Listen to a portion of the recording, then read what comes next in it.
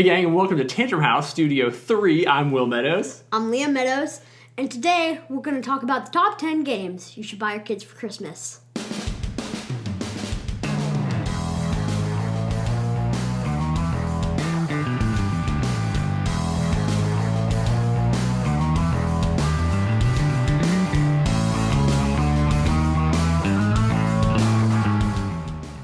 So last year, we put together a video of Liam's top 10 recommendations for Christmas presents, and it was actually his idea to do it again this year, which I was all in favor of. We tried to pick games that were different than were in our list last year. So a lot of these are new, some of them are not brand new, but they didn't make it into our list last time. If you want to check out that list, scroll down, we'll have a link in the descriptions. He's got 10 other great games that you can get a hold of now. A couple of those were actually Kickstarter games last year, so we recommended them. Honestly, you couldn't have gotten a hold of them until now. So check out places like the Game Steward or online to find some of those games, and then join us now for this one. We're going to go through a bunch of games, and are you excited about this? Yes. He hasn't shown me the list yet. I've seen the whole list, so I have a stack over here of all the games. I don't know what ranking order they're in, so I'm excited to find out as well. Are you guys ready to start? Yes, let's do this. Number 10. All right, so what is the top game on? Okay, what is the top game on your list for Reef? All right, very cool. So we just played this one recently. Reef? It is from Next Move Games, which is a subsidiary or whatever of Plan B Games. Yeah, tell us what you like about it. Reef is a cool game. I like how you're stacking up all the coral pieces. Yeah. And all of them are unique. That's probably my favorite thing. All the coral pieces are unique. Are they unique, or are they four of the different colors that are all the same? Your goal cards are all unique, right? It's like a 2 to 4 player game, which is actually a smaller player count. We can't even all play this as a family. It got really well received this year. We had a little bit of trouble with younger players understanding it. Like even Lincoln, who's 8, it took him like several turns until he could really figure out what he was doing. Xander was just picking the pretty pieces and stacking them. But yeah, Reef, good decision. I like it. Number 9. Okay, so what's next up on the list? Super Kitty Bug Slap. Super Kitty Bug Slap from Steve Jackson Games. Really quick, high speed, really light card game. Tell us how this one made the list. I like how you're slapping cards. It kind of reminds me of what's it called? Like Monster Matchup game or whatever that one's called from North Star. That's a fun one too. Yeah, it reminds me of that one. Yeah. But that one didn't make it on the list. So you like this one more than Monster Match. What do you think you liked better? I like how the cats are all different shaped, like triangle, circle, square, stuff like that. They're all weird colors. I don't remember how many players this one is. 5. Is it 5? 3 to 5. 3 to 5? Okay. So yeah, we've had a lot of fun with this one. It's very cutesy. It's super easy to play. We played it with our youth group, and they had a blast with it as well. I think this is a little higher, faster pace than Monster Match, because when in Monster Match you roll the dice, everybody kind of looks. This one's like flip, slam. Yeah. It's a quick one. And I like the negatives, because then you're not getting everyone's not got 20 points. Some people's got 6, some people's got 16, stuff like that. Yep, cool stuff. Number 8. All right, so we're at number 8. What's that one on your list? Jetpack Joyride. Jetpack Joyride. Tell us about that one while I look for it. Jetpack Joyride. It reminds me of Tetris kind of, but it's I have to get through this part. I really like the missions and the power-ups in the game.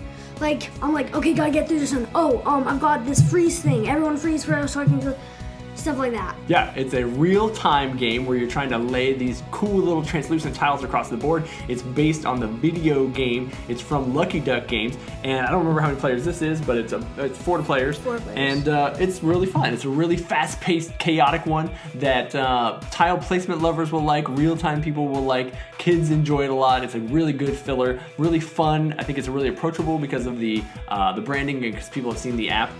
Jetpack Joyride. Nice, I like it. Number 7. Okay, we're down to number 7 already. What are we looking at? Luxor. Luxor. Okay, cool. This was one of the Spiel nominees this year. I'm gonna drop it. Don't look at these. You got a preview. Roll and move game, but where you've got several meeples that you're moving at the same time, so you get to be a little more strategic in that. Kind of a lot of components, but the whole family's had fun with this one. Yeah, I love how many expansions there are. Yeah, Like, we've got all 5 of the queenies for it, which is pretty cool. What do you like, which is your favorite component in the game? I like how it's like ancient Egypt kind of thing. Like you're looking through tombs and stuff, trying to get Pharaoh or whatever it is. Yeah, there's the sarcophaguses in there that you're trying to get through. Yeah. The expansions add a bunch of different pieces, like with the extra hall, and then you've got those like scarab tiles and all kinds of different stuff. Yeah. A lot of fun things going on. Really easy to jump into. Definitely some strategy to your set collection and your gameplay. Yeah, it's a little more like harder to set up. It's one of those games where it's like, okay, I'm gonna do this, that. Okay, got it. Let's play now. Yep, it takes a little bit of setup, but it is a fun one. We really enjoyed it. Luxor. Number 6. All right, number 6. What is it? Dream On. Dream On. Very cool. I really liked this one the first time I played with Katie and Lincoln. It was a fun one. Yep, we've had fun with this. I don't even know how to play this one. In truth, I haven't played it yet. You need to teach me, apparently. They play this at game night a lot. And do you guys actually play the real rules? Yes. Do you? Because Yeah, when me they and play it, it Lincoln. just sounds like la la la la la la la la. Yeah, kind of does. Yeah, because we're like, oh, there was a banana, and then this girl was there, and she had a tattoo, and all this stuff. It's a storytelling game where it's a memory storytelling game. You have to play the cards, remember the story, and then recite it back, right? Is that basically what it is? And they play it crazy. I don't really know if that's how you're supposed to play it, but lots of super fun illustrations in it. Obviously some flexibility. You can play it however you want. And they have had a lot of fun playing it for sure. Dream on. Number 5. Okay, number 5. We're halfway done with the list, halfway done with the video. Next one, Spring Rally. Spring Rally. All right, cool. This one's from Mandu Games. Super fun components. Not deck building. It's a trick-taking card game, and it's also a racetrack game, which is pretty cool. Yeah, I like that everyone has their own spinner wind-up thing. Yep, you've got your car little wind-up, and you're racing your cars Yeah. around the track. I really like how there's the ice thing, the ice path and the fire path. Yep. They make you, if you Yeah. land on the ice with your car, you slide to the end and get a heads up. If you land on the lava, you pull back.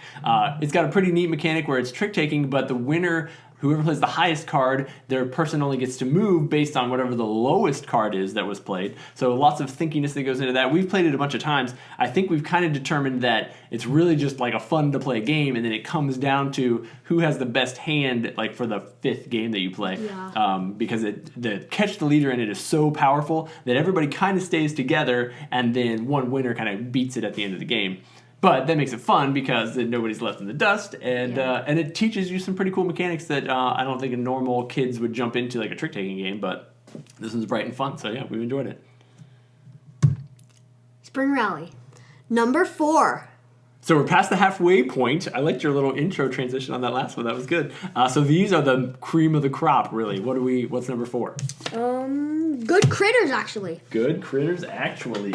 Good Critters is from Arcane Wonders. We play this one a ton at game night. Huge player count. It kind of reminds me of, what's the one with the guns? Cashing Guns? Cash and Guns, where you're like kind of shooting a leader or picking a leader, and then that guy gets to, it's a you split, I choose, so he splits up choose, but you split up the loot, and then everybody gets to vote on whether or not they accept it, or if they want to try to steal other people's loot. Or rob, or guard, or Guard anything. themselves, yeah. Yeah, we've had fun with it. How many, what's like been your favorite part of it? I like how there's a bunch of different characters. I kind of remember, what's the movie? Zootopia? Mm-hmm. Reminds me of that a little bit. That character illustration style, yep. Yeah, a lot of fun, easy to learn, and lots of fun, like, loot cards and just things to play with. Number 3. All right, so I'm looking at the stack. All 3 of these are really solid games. Which one got the number 3 spot? Crossfire. Crossfire. It's not the marble game. It is the plaid hat game from Emerson Matsuchi, I believe, is the designer on it. And it's a secret identity game. Tell us about it. I like the agents, the assassins, the bystander, the VIP, the sniper, the decoys, all that stuff. It's cool, like, everyone has their own role for the game. It's not just like one guy's just sitting there nothing, like some other games I've played. I think there's like a couple bystanders, Yeah. but not very many. There's a lot of roles in the game. The coolest part about the game is the way that you set it up. Everybody gets their card to look at, then that's not their card. They actually pass swap that. it, all that cool stuff. Yeah, then they pass it a third time and they shuffle them, so you have a little bit of information about everybody that's kind of around you, and then you have like 2 minutes to decipher, who's the agents that are going to protect the VIP, who's the assassins that are trying to kill him. Here's the decoys, all that stuff. Yeah. Pretty cool. Lots of discussion, lots of fun, really quick, easy to play, small box format. Crossfire. Number 2. Okay, I'm kind of excited. The last 2 are both really great games. I have my theory on which one you like better. Let's find out if I'm right. Okay. Don't Mess with Cthulhu. Aha! So I know which one is your number 1, which I would have guessed. But this, man, we have had a ton of fun playing this one. Tell them about Don't Mess with Cthulhu. Don't Mess with Cthulhu. I love the flashlight, all the characters. They all look so, like, creative. Like, the Cthulhu, the cultists, the investigators, all that cool stuff. What do you like about the game? I like that there's the elder signs, and you're trying to prevent Cthulhu from entering. Like, I like how you're like, ooh, I've got 2 elder signs, and I have the Cthulhu. Oh, wait, don't go for me, so don't do this or that or anything like that. Pretty cool. Yeah, this is fun. It's a secret identity game. The good thing about it is that it's a really easy one to play. So even if you're terrible at lying or you don't like those kind of games normally, it's really easy for you to be telling the truth and look guilty, or to be lying and get away with it. Yeah. But there's a lot of also control and conversation that goes into that as well. It's really a super, super fun game. I've had a blast with this. Big player counts as well. It is a tiny bit. I mean, it's Cthulhu themed, so you do have cultists. The theme for it could be a little mature for some audiences. It's really fun illustrations. None of it's dark or creepy, but that's whatever your call for your family. But yes, we have had a blast with it. This is the deluxe edition, which has some additional components, which make it even more fun because you've got those Necronomicon cards and a lot of the additional actions where you're not allowed to talk if you get a certain card and things like that. Super winner. You can't go wrong. This is an excellent game. Don't Mess with Cthulhu. Number 1. All right, so we're down to the top game on Liam's list of games that you should buy your kids for Christmas. I wholeheartedly agree with his number 1 choice. Before he even says it, let me tell you, we got this game early in the year. We played it as a family a bajillion times. They played it with all the neighbor kids. We played it at game night. We played it with all kinds of people who love the IP, people who could care less about the IP. The components are fun. The gameplay is fun. They've invented new variations of the game, which are also fun. If you can guess what it is, guess right now. And if not, tell us what it is, Liam. Okay, Thanos Rising. From USAopoly Games, it's the official licensed Marvel Thanos Rising game. It's got some very cool components in it. Thanos himself is a giant minifig. You've got jewels and emblems, and all the card art is from the new movies. But I think it's got to have been shot specifically for this game because it's not like scenes from the movie. Like, it's cool poses, big chunky dice.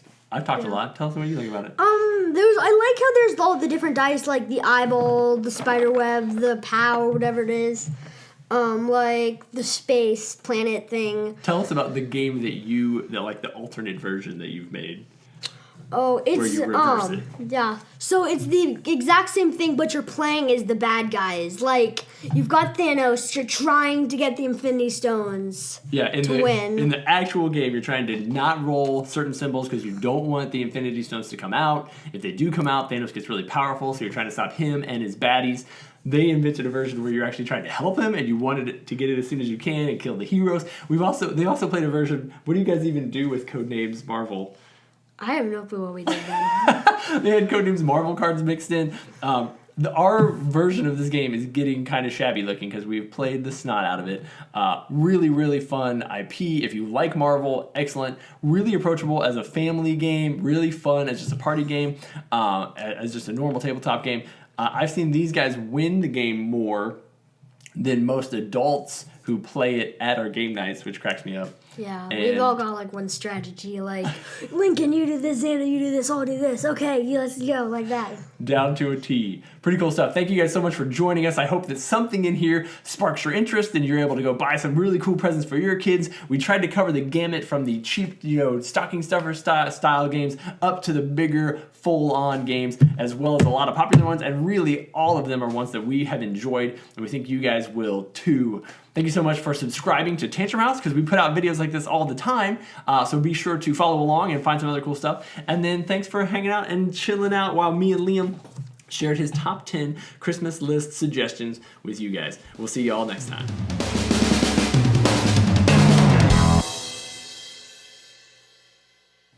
See ya. Perfect. Yeah. We nailed it, man. That was good. Oh. That was real good. I liked your explanations, good thoughts, and I like your order. Good stuff. Good job, Karate Man. Horde. Did it? All right, good. Okay, do I get to look at your list now? No. What? If you do, Cool. I like secrets. Secrets are good. Okay. Mama. Perfect. Number one. Number one. Okay. Let's say it at the same time. Ready? Number Number one. That was weird. I was number one. Ready? Last time. 2, 1. Number one.